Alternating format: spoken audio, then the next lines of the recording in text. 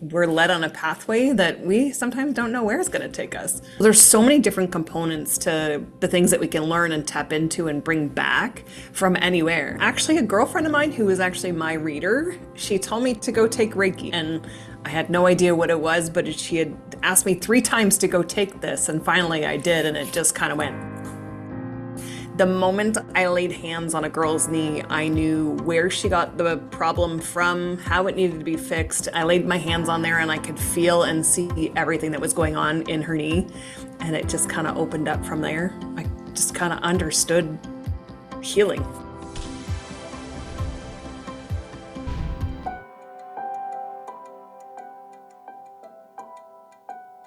So I'd like to welcome Sheri Collins to the show. She has a brand called the Infinity Source Code. She's going to share a few insights with us, share her life lessons. I appreciate you for being with us, Sheri. Thanks so much. Thanks for having me on, Arnie. It's amazing to be here. Thank you so much for the invitation. Yeah, I'll Definitely. just share a little bit about myself. So I started my journey about 6 years ago and haven't really looked back. And, a lot of things that have shown up as I've navigated my journey is things that I didn't even know about myself. That I could draw, that I could create, that I could tap into this multidimensional healing, do so many different things with it and help so many people. So, my branding, Infinity Source Code, actually came from understanding that we can tap into the infinite of God and His love and just pull all those resources out from within us to help shape whatever it is we truly want for our own future. So what were you doing before the 6 years? Like, what was your secular life like? Well, I was actually a carpenter. Okay. I had just finished school for carpentry in 2017. Before that, I was a cake baker and private investigator. So I've had many different careers, all which stem from wanting to be a tool and die maker when I was in high school. So, we're led on a pathway that we sometimes don't know where it's going to take us. When did you first start getting your spiritual insights? Like, when did you know that you weren't going to do carpentry, that you're going to do something else? Or did it sort of come to you slowly, or how did that manifest in your life? Actually, a girlfriend of mine who was actually my reader, she told me to go take Reiki, and I had just finished doing the carpentry, and I had no idea what it was, but she had asked me 3 times to go take this, and finally I did, and it just kind of went. So explain that experience. What exactly happened? What was that like? Yeah, so as soon as I went into the class, it was kind of like this inkling that I kind of remember a little bit of this. And then as soon as she went through like the attunement process and then a little bit of other stuff within the class, the moment I laid hands on a girl's knee, I knew where she got the problem from, how it needed to be fixed. I laid my hands on there and I could feel and see everything that was going on in her knee. And it just kind of opened up from there. I just kind of understood healing. I don't, it's like I already knew how to do it, if that makes any sense. Yeah, definitely. It does, but I'm curious, like, what were you thinking? Like, what was going through your mind? Or do you have a religious background? What were you thinking, like, in terms of your information? How were you processing it? I wasn't really processing. I just kind of went with the flow. Like I was there for a reason. I knew that. I had spent a year kind of just going within for myself before I even really stepped into much of this stuff. So the fact that it lined up that way was just kind of like miraculous, really. So for me, when I was there, it was kind of like, this is interesting. I kind of know this. And then it just got bigger. Like as we went through the class and as we got to do like the hands-on healing, it was just kind of like this massive remembering. So did you have a religious background? What was your general spiritual understanding prior to this experience? Yeah, I had no religious background other than when I was like really little in Sunday school for a couple weeks, and that's about it. Like I didn't really have too much. I had dabbled with a couple of friends with what their religions were, but never really took it any further. So just kind of was spiritual once I understood what I wanted for myself, and that opened up like this big catalyst of change and like stepping into self. What did I want for myself and my family, making it better, wanting more. So yeah, it wasn't really religious though. So it's definitely it's more of a spiritual experience, and you kind of just had a general background. Like you weren't really like, this kind of contradicts with anything I've been taught or raised, basically. It just sounds like you just had this experience, and you kind of went with it. Yeah. Yeah. So let me ask you this. How did your friends and family, did you like start sharing these revelations with your friends and family? What did folks say when you were telling them that you were able to heal with your hands? What was the reaction from your immediate circle? I actually had purged a lot of my friendships right before this. So for me, it was like those who had encouraged me were like, yeah, keep going. Like we already know. But the things for me that showed up was like understanding how the body worked, understanding what the mind and soul do together, how it kind of evolves really quickly. So most of my stuff after I kind of tapped into certain components of it was based on my own healing. I'd actually tore a muscle in my arm doing a Tough Mudder race, and I tried to use the Reiki, but that wasn't healing it. So then I just asked for something more and then stepped into the quantum, and it was like instantaneous. And so for me, it was just, it's playing in it. It's playing in every aspect of what'll come to be. So it started with Reiki, but then has it expanded? Have your kind of your magical skills expanded out from there? I know you do some mediumship as well. Yeah, so I stepped into the Reiki first because that was the opening to get me into it. But yeah, I did all the levels of Reiki and then that started to change. I did a healing group with Source directly, so we had lots of practitioners. So I got to learn a lot with that. But then that turned into like Akashic Records. It turned into me creating my own classes and courses. It stepped into quantum energy healing, mediumship, psychic abilities. So it kind of like expanded all of this. And my newest one is Atlantean healing, which is off the charts cool too. So explain what that is. So the Atlantean healing came in a plant medicine ceremony that I did, Is it and ayahuasca? no, it was actually Changa. What's And I'm not so familiar with Changa. it's a form of DMT, just a natural. You smoke it. And so I got downloaded with this, which I had a vision prior with my girlfriend because she's Athena, and I got to go and meet Poseidon and all that in Atlantis. So when this came about, it didn't actually click into place until after it was over. So they gave me all the healing, all the breath work, and all the techniques that go with it to help people heal. And humongous success so far. People with seizures have been medically cleared with no seizures. It's helping people to shift their entire lives. So there's so many different components to the things that we can learn and tap into and bring back from anywhere. I mean, your halls of Amenti and halls of learning through the Akashic Records has those things as well, right? So it's however the avenues you want to bring it forward for yourself. But it's pretty miraculous what happens. So you have one foot in the spiritual world, obviously. You obviously have to be a human being on earth. How do you balance the two lives? I just kind of go with the flow, to be honest. Like, it doesn't freak me out, it doesn't scare me. I work with about 83 guides, all aspects of myself, and it's a constant channel of information in and out. Pretty much every second, there's like 83 questions going out and 83 coming back in. So for me, the channel is very easy. Plus, I do trans channel and trans mediumship. So just being able to surrender and trust whatever it is has been monumental for me. I don't chase after a lot of stuff, especially from them. If it's meant to be given, it will be. And it's Hmm. always showing up. Like I've never really chased after any of that answer. Downloads come in all the time for me. So I pretty much have access to whatever information that I want. So explain the channeling process. It sounds like you kind of open up all your abilities. Explain, who do you channel, any entity specifically? Yeah, so I've actually channeled Jesus, I've channeled Isis, I've channeled archangels, I've channeled Source. So anybody who's of the highest of light, I can bring in as a trance channel and do healing with them. We've got lots of miraculous healings that have happened with the trance as well. So we're always channeling. I think that's one thing that people don't get is we're always channeling that information, whether it's from the higher self or other beings that are aspects of you. You're always channeling that thought that comes in your head or that image. That's the channel. Those are all channels of information that we all have. So I gotta ask, could you give us a little sample? Can you do it? Like, what's the process like when you channel information? So just to channel information right now, so it's almost as though like in my mind, I'm asking questions of my guides that I don't necessarily know. I'll ask them questions and then they give me the answer back. So if I was to do this for you, I could just sit and ask what you need to know. And then I formulate like tons of questions that I want to know the answers to. And then it's like Hmm. a Dropbox. So everything gets dropped back in. So for me, because I just asked that for you, they're like, oh, there's many opportunities coming up for him. He doesn't seen them all yet. The doors are just slowly opening, but you'll be able to see it. I also see what they're showing me is that there'll be opportunities for you to go share your stuff with other people who do the same kind of thing. And then Okay. that way you'll get more recognized as well. So that's a channel. Trance channel is a little bit different. When I trance channel, I step out of my body and then the highest spirit comes in. I don't know what they say. You're And I not don't like know. consciously aware, right? You just kind of like go zone out.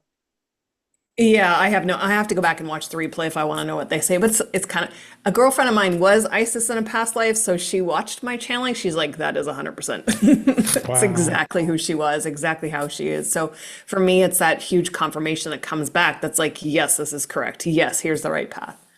So for folks that are just like getting exposed to this information, this might be kind of like, is she channeling demons? Like what's going on? Like, what, how do you explain it to like a novice or a newcomer?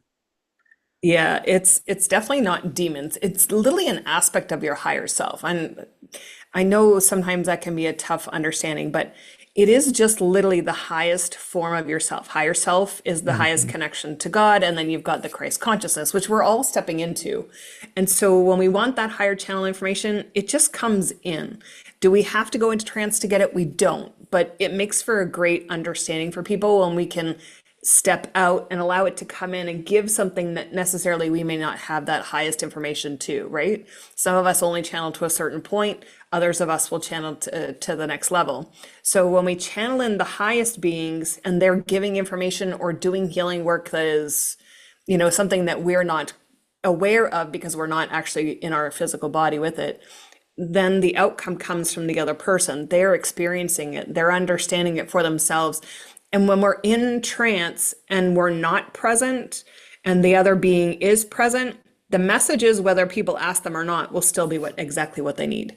So did you have a mentor? Did you have someone kind of guiding you along this process? You kind of unlocked all your abilities, or what kind of was that process like?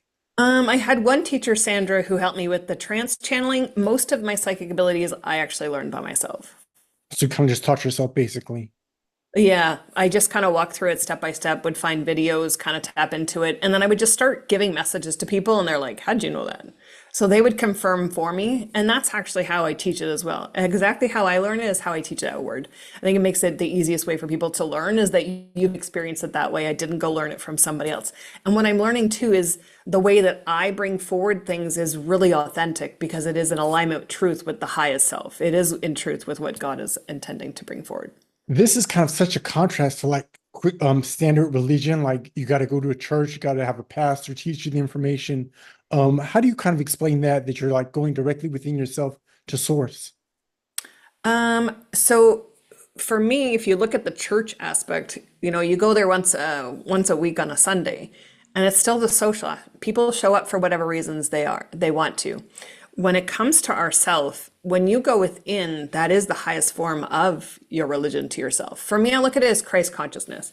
If I'm trying to become the highest connection to God in itself, then that comes from within me first. So if I spend an hour with me on a Sunday or I take Sundays off and not work, that is my day of rest with Source.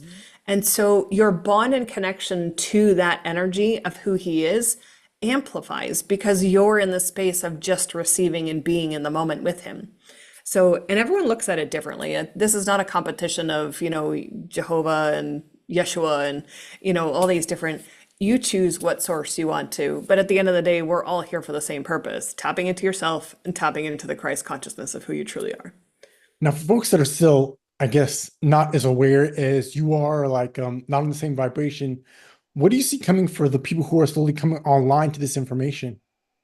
Yeah, so every day people are coming online. They're starting to see the discrepancies. I think a lot of stuff that just transpired in Florida and Miami and California, that's starting to awaken a lot of people into seeing just exactly what is the illusion, what is hidden. And so that's part of the awakening process is to let people see it for themselves. And if they never do, that's okay. It could be 10 seconds and they're awake and you'll be mad because you were awake for 20 years already. It's not a competition. It's what do you want for yourself in your life that maybe you haven't stepped into yet? I think most of us are craving something more, but we look external for it, right? So if it needs to show you externally what's actually going on, then being able to bring that inward and go, how do I feel now? How do I feel in this process of awakening? Do I need this? Do I need that? And we'll be led, as long as you ask, you'll be led in every direction that you need to become aware of something. So whether that's your health, whether that's your dental, whether that's your sight, everything will be shown. A lot of us just don't ask, right? So when these things happen, external to us, like natural disasters and things, it's starting to understand why they're showing up. And so where you put your attention, the energy flows to that attention. So even on my own platforms, I start telling people like United for Humanity is understanding what you're consciously creating, right? What are you consciously putting out there that people are seeing or walking through and you don't like that? Well, it's time for change. And I think that's where people are at is they want the change. They're craving the change and they just don't know how to get it yet. So I think this is the next phase of the awakening process. Many people have been awake for years, but as we navigate step by step through the awakening, more will awaken. But it's not about forcing people to awaken. They're going to naturally awaken all by themselves. Yeah, so like if someone has a spouse or someone, a loved one in their life, it's not about forcing them to understand or try to teach them. It will happen naturally. And sometimes folks will find resistance as they try to share what they've learned with others, as the information's coming into them. It's better, I found, to just kind of keep it to yourself and just experience it rather than Yeah. trying to convince someone that this is the right way to think. Well, you just said it right there. We're not trying to convince you to awaken. Here, let me share my experience with you. If I share my experience, you're more likely to keep that nugget in your own subconscious and go, hey, well, that's not lining up now. And then that's an easier way. So never try to force what you know. Like I don't force any of my stuff on anybody. If you're ready to learn, you'll come and learn from me and you'll awaken that for yourself within. You'll kind of like find the information organically. You'll kind of come to you like when I started having my thoughts, I kind of got curious about the auras. What is the aura? And then I bought a book. And that kind of opened me up to like a whole bunch of questions. It all starts kind of with a question, those what I found. Yeah. Yeah, this deeper understanding can be awakened through books, but it's applying the knowledge within. Mm-hmm. Mm-hmm. Anything that you read, sense, know, feel, open it up for the knowledge within. Most of the stuff that I'm learning right now is coming from my guides. It's not really coming from, something else exterior to, it's coming from within and the downloads are fast and, it's just this monumental thing. We all possess this inside of us to have all the knowledge and wisdom you want, right? That's when you know you're really tapped in when you don't have to go to any sort of external source to learn the information, definitely. Yeah. Yeah, most of my stuff is created that way. Like I have oracle cards that have now morphed into this beautiful healing. And it's like, holy cow, I never thought it would be possible, but it's like they keep just giving me more. And here's where it starts, and here's how this shifts. And I'm in awe because I'm like, at the beginning of my journey, actually, it's one thing that I said to my girlfriend was, there's got to be one touch healing. There has to be. I can touch you, and we're getting really close to that. We're almost there to that point where it's like, right? I think I'm down to about a minute and a half, 2 minutes. So what happens to like the medical system, like to the education system, to like the financial system as more people come online? How's that all going to be resolved? Well, I think already doctors are already starting to shift and change. They already see that this can be something different. And once they understand that, bringing in the intuition with the medical team and with the medical system will help that shift even more, right? We have to get them to start trusting what they're receiving as information as opposed to here, this came from a book. The other part of it is trusting what the clients are telling, right? And as we go forward with the financial system and all these things, you have to remember, if you still feel like you need the financial paper money, it will still be there and it'll still be tangible, right? The thing is, we can't shake it up too much when it comes to money because so many people are attached to it. It's Mhm. being able to let go 100% and surrender that and go, regardless of the financial cash part, everything I need will be met. Every need I have, every desire I have will be met. It's seeing yourself as that who has it. And it will materialize however it needs to. So will things be shaken up? It will, but it's going to be slow. You might see all this stuff in the news and that. It's just to shake in the fear. If you attach into the fear, it's going to attach more into how you feel, and which is going to create the anxiety and all this stuff. It's really not necessary. Bring your vibration down where we need to bring our vibration up, it sounds like. Yeah, always rise and let everything rise to meet you, as opposed to you lowering yourself into a vibrational timeline that you don't choose, right? Because then you're in that vibrational timeline that may not be serving you. So I always tell my students is rise and let people always rise to meet you where you're at in your frequency, because then that pulls them up. I see it with my students all the time. I'll go teach a class and they're like, I'm high. I'm like, that's because it's my energy you're tapping into. And then when they're done, they'll come back down and they're like, crap. So now they'll start to up level nice and slow to get their energy field or their vibration up that high. Gotcha. That's really interesting. So, what do you see next coming up for humanity? Is it just continue to awaken, folks that continue to come online? What do you see happening next? I definitely get the sense that we are still going to be awakening for the next few years. This is Hmm. not something that's going to happen overnight, but the majority of people are awakening. I feel like a lot of truths will still be disclosed. It's going to be small nuggets where people are going to be like, oh, yeah, no, yeah. So certain things will happen.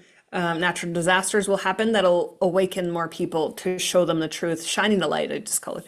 But I do feel like within the next 4 years, there's going to be a little bit more peace come the end of that 4 years.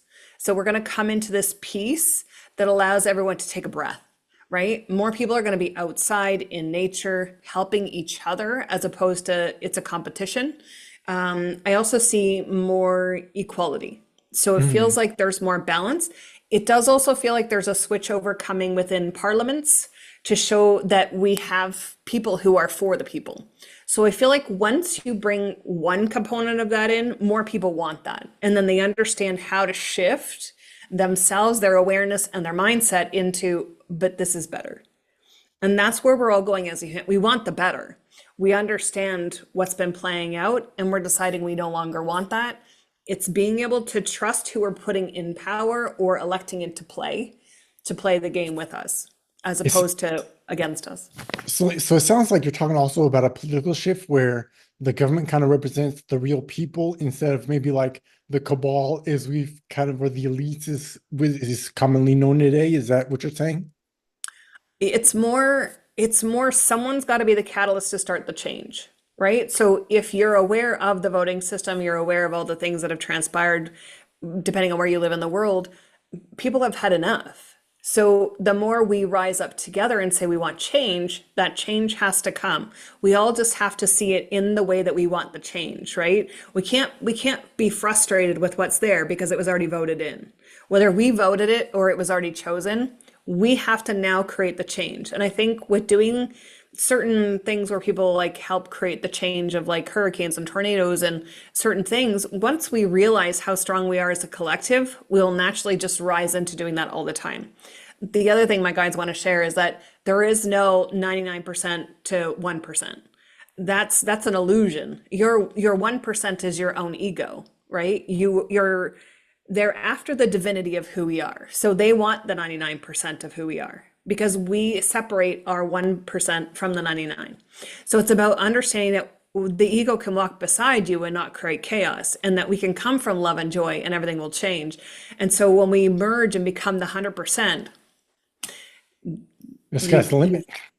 you've you've made it, right? Right, So right. that's where we're all headed, is to this 100% within ourselves. So I've heard just in watching other folks' content that there's some sort of, I don't know, big disasters that might be coming over rocky roads ahead. Do you see in the immediate future there's going to be some challenges that humanity faces? There will, for sure, because the planet is going through changes because we've neglected it for so long. It doesn't mean we can't change it, right? Hmm. The power of what it is, if you actually just look at the storm that just passed, if you actually just look at that, I was actually on a live doing United for Humanity at the exact moment, and people were telling us in real time that it was changing.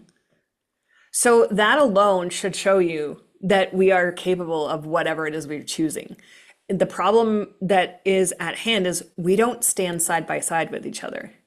We think we have to battle each other over our opinions and beliefs, and it has nothing to do with that. It literally has everything to do with us standing side by side and saying that's enough. And so the more people who rise into it and understand how to create change, it will become a global movement. And then things will stop and things will change faster. That's a very optimistic perspective you just shared with us. Thank you very much for sharing that with us. Is there anything else that you guys would like to share with right now with us, with the audience, or with me? Yeah, everything has the projection to change in a positive manner. Love is the highest form of frequency on this planet, and you can use that frequency for good. So when you feel like you're battling up against something, are you truly? Or are you just battling up against yourself? So it's about moving forward and understanding that we are creating the change we want to see within ourselves first, which is a reflection outward, right? It's the chaos from us that you're seeing external. So for one person, it could be sunshine and unicorns, and for the next person, it could be a tornado. It's truly about understanding what are you actually seeing. And so they're just saying, like, spend some time within yourself. For me, A long time ago, the stores were never open on a Sunday. So we've actually adapted that back into my own family, whereas we don't go shopping on a Sunday unless it's really necessary. So that gives us a moment to like sit and breathe and relax from the week. It gives us time to connect into source or to meditate or go for a walk outside. But it's about spending time with self, whether that's your kids and your family with you. So bringing that back, being able to go touch a tree and share your energy with that tree will share the energy with you. So it's about change. What's the change we need to create? If the 9 to 5 is super important, how can you change that structure so that it's breaking those patterns that you've created as a construct? So they're saying spend some time within, realize how amazingly beautiful you are within, right? A lot of us bypass ourselves. Well, it's time to bring that back.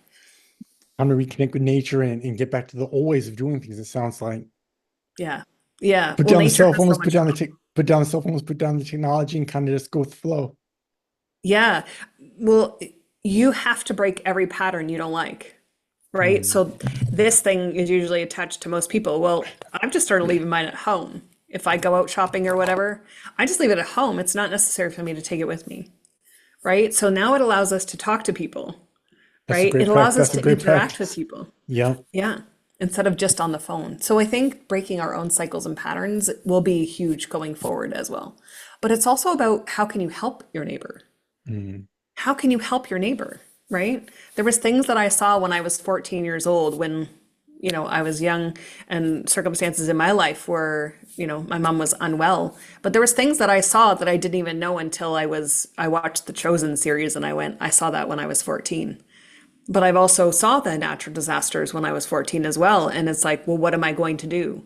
It's almost like you pre-plan when these things are put into your awareness, but how much do you need to actually plan? How about we just come into a state of pure consciousness and understanding? And I think that's where we're all coming to. It just takes time. gotcha. So I want to ask you a few questions now as we kind of wrap things up. What does awakening mean to you? Awakening to me means awakening to the truth and the understanding of what's exterior to yourself. So seeing things that are out of alignment, seeing programs, projections, and then being able to understand how we are truly connected to source.